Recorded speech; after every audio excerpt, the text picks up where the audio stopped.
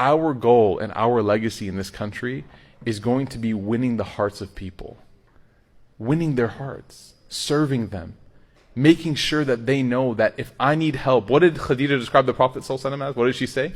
She said what? تَحْمِلُ الْقَلْ. You carry everybody's issues, right? You remember people. You take care of everybody.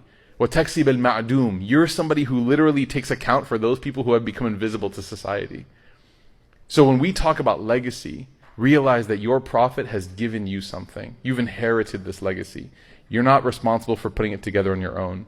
You may have to make sure that you follow this example. You do good sincerely. You wipe yourself away from all the mistakes that you make. Sincerely repent to Allah. And last but not least is you look up to your role model, your messenger, our mothers of the believers, his companions, and you understand that they've laid this path out for you.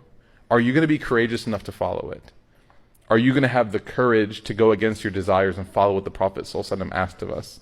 Are you going to have the courage that when somebody says a horrible word to you, you give them beautiful words back? When someone looks at you with a frown, you look back at them with a smile. People have goodness. This legacy of being peacemakers and winners of hearts, it's given to us by our messenger. The Prophet ﷺ taught us perfectly how to deal with these situations. It doesn't mean that we don't have honor. It doesn't mean that we don't have strength. But what it means is that our strength sometimes comes in our compassion, in our ability to conquer ourselves and our anger.